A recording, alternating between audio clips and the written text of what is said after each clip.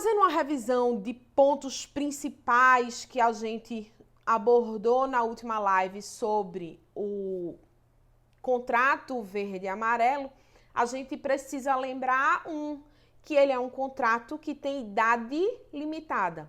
Só pode ser contratado nesse contrato verde e amarelo quem tem entre 18 e 29 anos de idade. Essa é a limitação. Segunda limitação, que esse é um contrato que tem uma dupla finalidade: aumentar o número de contratos da empresa.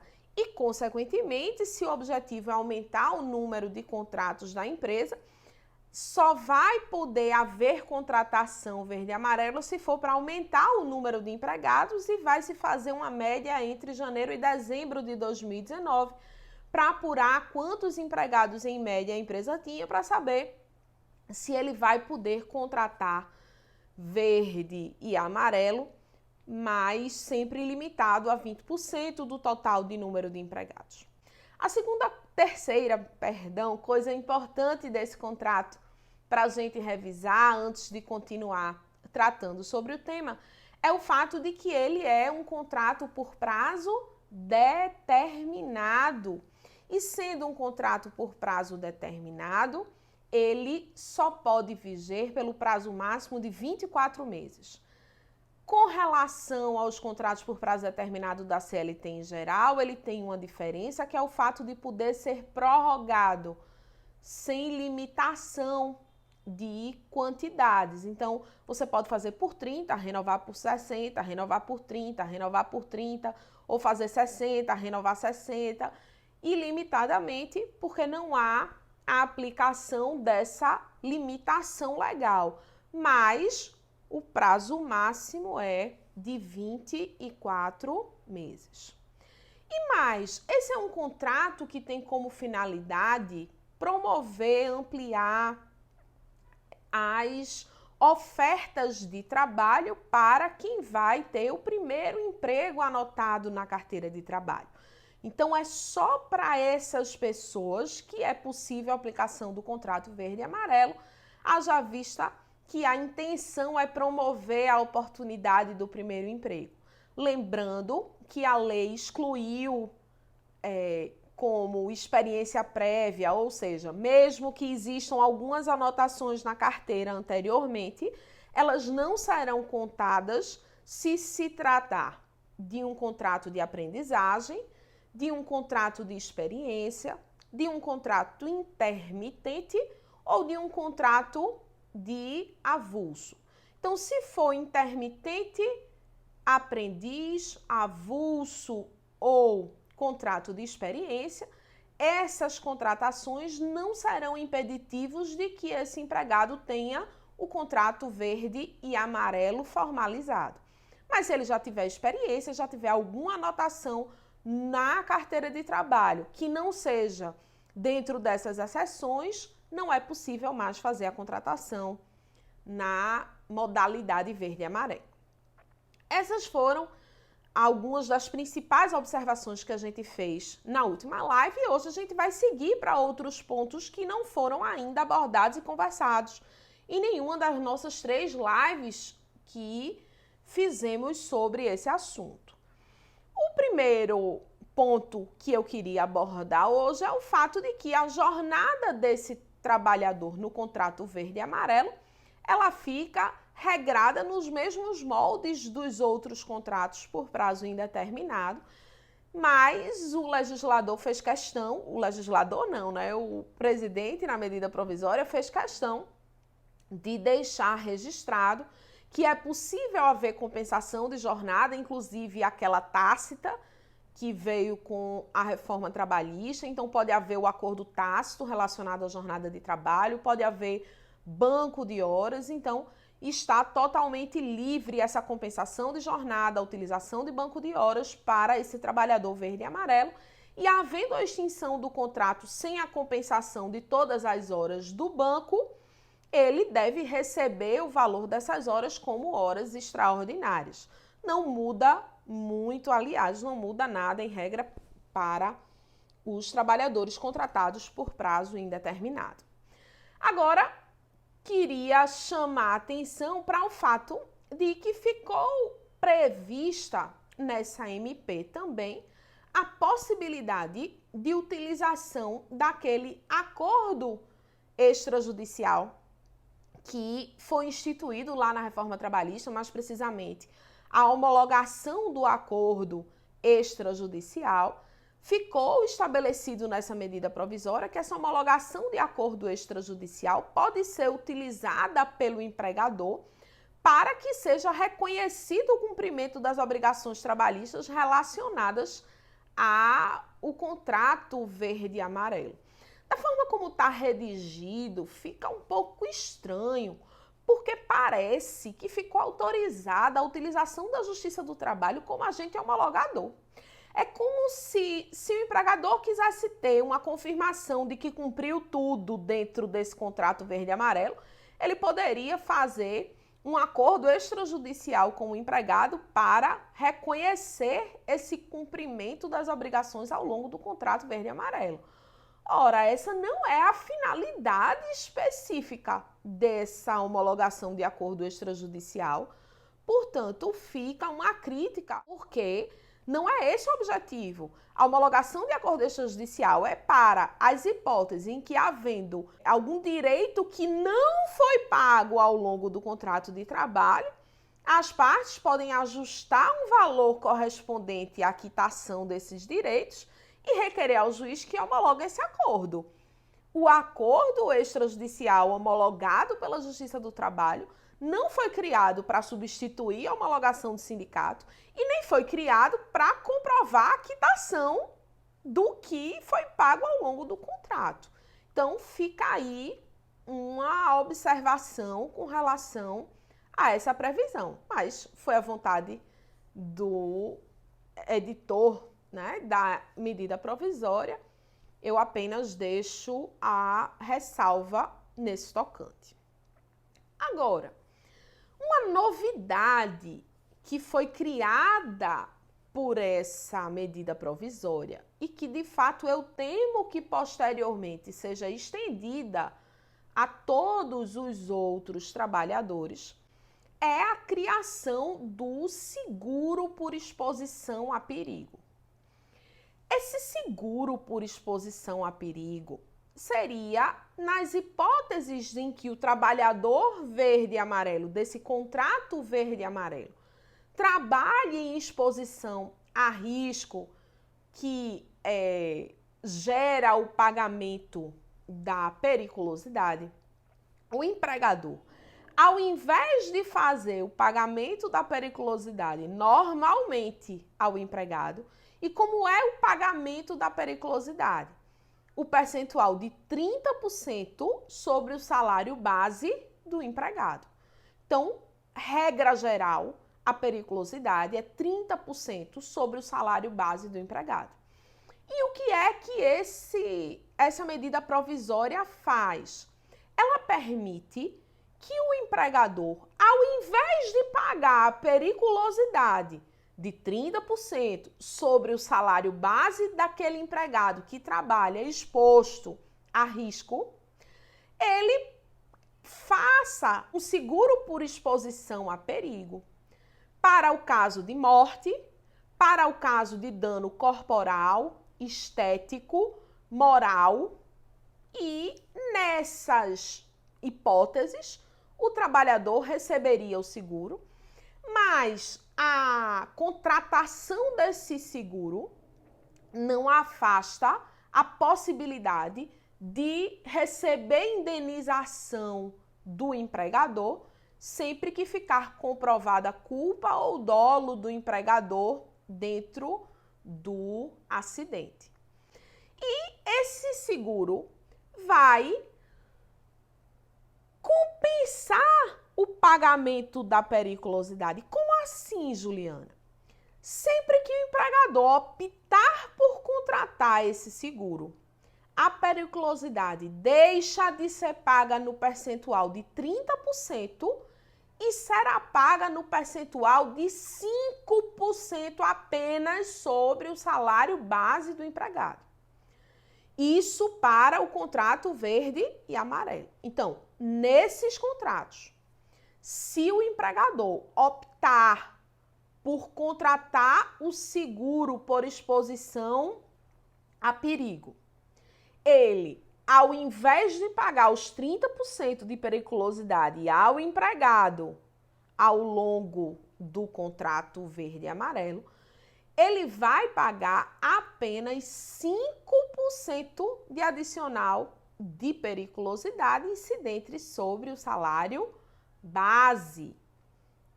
É uma opção do empregador diminuir o valor da periculosidade fazendo a contratação desse seguro.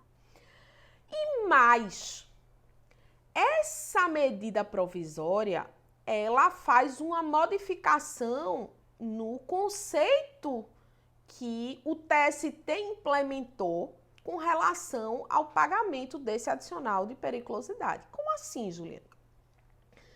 Porque o Tribunal Superior do Trabalho entende que o fato de você não trabalhar o tempo inteiro, a jornada inteira, sujeito ao risco de perigo, acontece que você seguirá recebendo o adicional de periculosidade, a não ser que a sua exposição ao perigo seja, assim, apenas eventual e num tempo mínimo.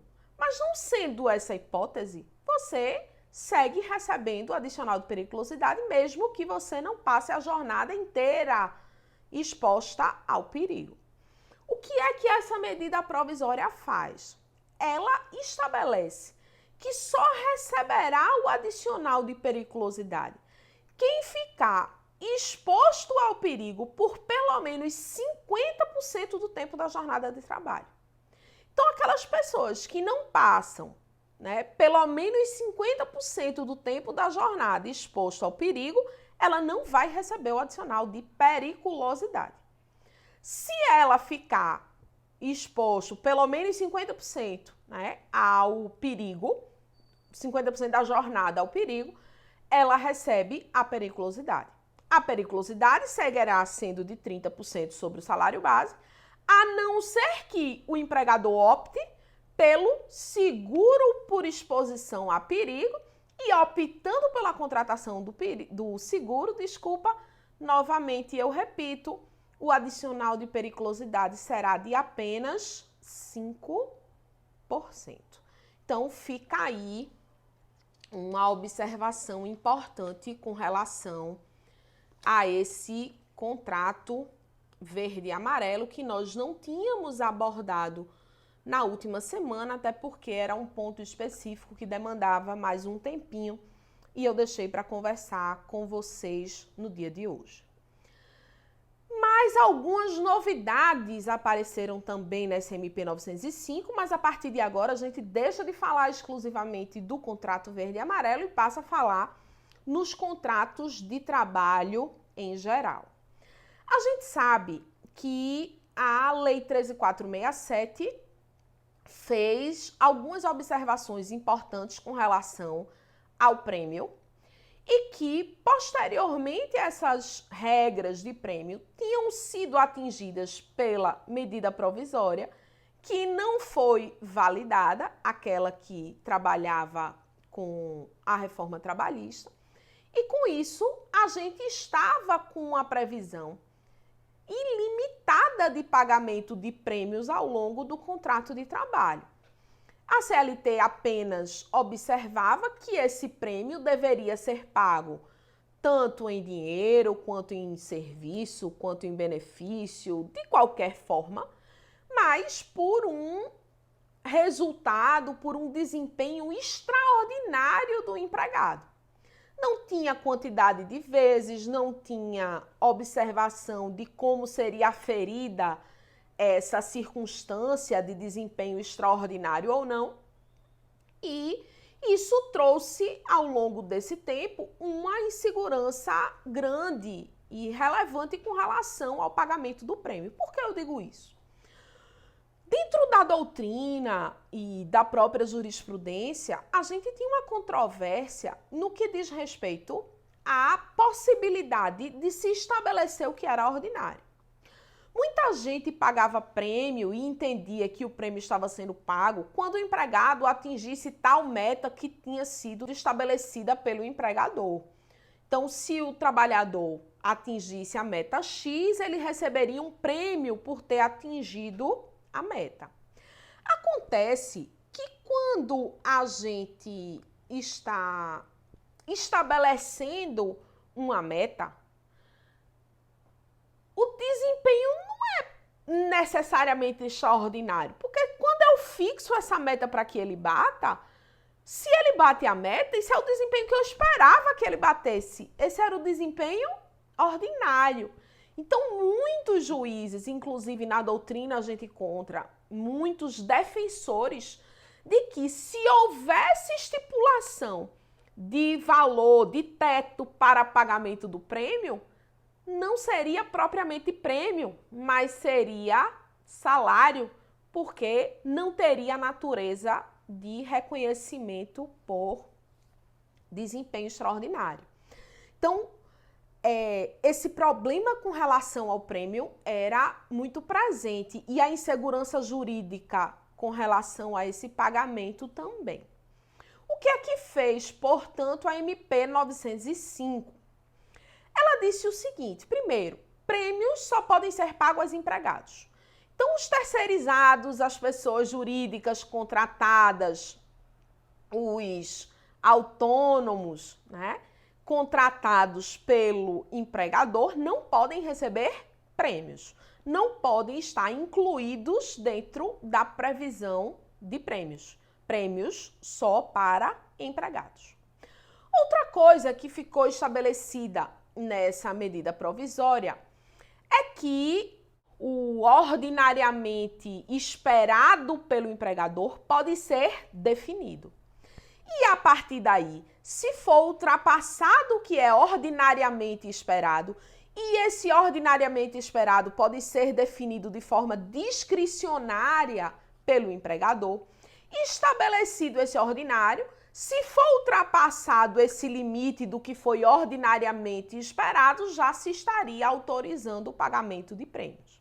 A gente sabe que o pagamento de prêmios é extremamente interessante para o empregador, porque ele bonifica o empregado se sente reconhecido e ele não tem custos em cima disso, porque a própria CLT excluiu qualquer contribuição previdenciária, FGTS, enfim, não tem natureza salarial e não tendo, não vão ocorrer incidências sobre esses valores. Por isso que o empregador gosta tanto de pagar o prêmio, porque ele premia o trabalhador sem ter qualquer custo incidente sobre esse valor.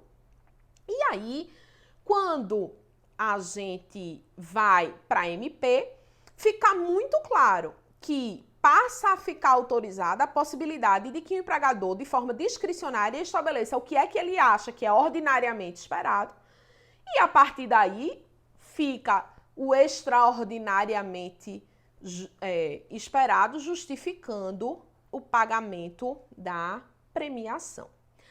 Mas a MP trouxe também um limite, meus queridos. Ela estabeleceu que só pode haver pagamento de prêmios 4 vezes ao ano. E mais, uma vez a cada trimestre. Então, não pode ser 4 vezes ao ano, janeiro, fevereiro e março. Porque tem que ser respeitado o trimestre. E dentro do trimestre só pode haver o pagamento de, no máximo, um prêmio. Então, essa é a nova regra com relação às premiações, tá certo? Prêmio continua podendo ser pago. Esse prêmio segue sem natureza salarial, portanto, não vai incidir contribuição previdenciária, não vai incidir FGTS. Continua podendo ser pago, seja em dinheiro, seja em serviço, seja em algum objeto in natura, de qualquer forma, mas passa a ficar limitado ao pagamento de no máximo 4 prêmios por ano, desde que a cada trimestre seja paga a premiação no máximo uma única vez, ok? Outro ponto que a gente chama a atenção com relação a essa medida provisória é a exclusão definitiva da natureza salarial da alimentação. Quando a gente teve a Lei 13.467, ela definiu que não tinha natureza salarial o pagamento do alimento por meio de ticket de bônus, dizendo que não podia ser em dinheiro. E aí, considerando os outros artigos da CLT, a interpretação majoritária sobre esse tema era de que, se fosse dado o alimento in natura, a cesta básica ou o almoço dentro da empresa, teria natureza salarial, a não ser que a empresa estivesse inscrita no PAT ou que houvesse uma negociação coletiva sobre esse tema. Quando a gente tinha o pagamento por meio de vale-refeição, de ticket de alimentação e etc., né, sem ser em dinheiro, não tinha natureza salarial. Com essa modificação pela medida provisória, se o alimento for pago in natura, ou seja, se for dada uma cesta básica ou se for dada a comida pelo empregador, também não haverá natureza salarial nesse pagamento, tá joia? Então, agora só tem natureza salarial a alimentação que é paga em dinheiro, porque ela não é in natura, ela não está na previsão da exclusão da natureza salarial, então em dinheiro continua tendo natureza salarial. Mas se for dada em alimentação, em almoço, em cesta básica ou em ticket de alimentação ou refeição, não há mais natureza salarial no alimento que é fornecido pelo empregador ao trabalhador. E para finalizar, 2 pontinhos importantes. O primeiro, o trabalho ao domingo que foi autorizado nessa medida provisória. Mais uma vez, né, ficou estabelecida a possibilidade, já tinha sido naquela medida provisória anterior e não foi incluída na lei, mas nessa novamente está prevista a possibilidade de trabalho aos domingos em qualquer atividade. 2 observações são importantes, que no caso do comércio, a cada 4 domingos, o empregado vai ter que folgar 1. E na indústria, a cada 7 domingos, o empregado folgará 1 domingo. Continua a possibilidade de compensação dessa folga que não é dada ao domingo em qualquer outro dia da semana, na verdade, ou pagamento em dobro, se não for concedido o repouso semanal remunerado. E para finalizar, a gente vai falar rapidinho sobre os bancários. A primeira mudança importante é a autorização do trabalho aos sábados. Se você for ler o texto da MP, não está escrito expressamente que pode haver trabalho aos sábados. Mas na redação da CLT estava proibido, dizia que o trabalhador bancário ele poderia trabalhar nos dias úteis e não trabalharia aos sábados. E com essa nova redação que foi dada pela medida provisória, sai a restrição ao trabalho apenas em dias úteis e sai a restrição de trabalho aos sábados. Então, significa que a partir de agora, com a medida provisória, os bancários podem trabalhar também aos sábados. Juliana, isso pode ser aplicado imediatamente? Em regra, a gente precisa olhar o que está escrito no instrumento coletivo negociado. Precisa olhar se na convenção coletiva não tem alguma limitação, porque se houver, a gente sabe que a lógica do nosso ordenamento jurídico hoje é de que o negociado prevalece sobre o legislado. Se o negociado prevalece sobre o legislado, se na convenção coletiva seguir havendo proibição do trabalho aos sábados, o que vale é o que está na negociação coletiva. Agora, se não tem previsão na negociação coletiva, não há mais a restrição e, portanto, pode ser que em breve os bancos optem por abrir também aos sábados, porque os bancários poderão trabalhar nesse dia. E também houve uma outra modificação importante com relação aos bancários, é que a gente sabe que a regra da jornada de trabalho dos bancários é de 6 horas diárias, não é isso? Os bancários, em regra, têm uma jornada de 6 horas diárias. Agora, após essa medida provisória, só tem direito à jornada de 6 horas diárias o bancário que trabalhe exclusivamente no caixa. Todos os outros bancários que não trabalham exclusivamente no caixa passam a ter uma jornada legal de 8 horas diárias. Então, fica aí essa dica com relação aos bancários. Só segue com jornada de trabalho de 6 horas diárias aqueles bancários que trabalham exclusivamente no caixa. Os outros bancários que não trabalham exclusivamente no caixa passam a ter a jornada legal de 8 horas diárias. Saiu aquela redução prevista na lei de jornada de trabalho de 6 horas para os bancários.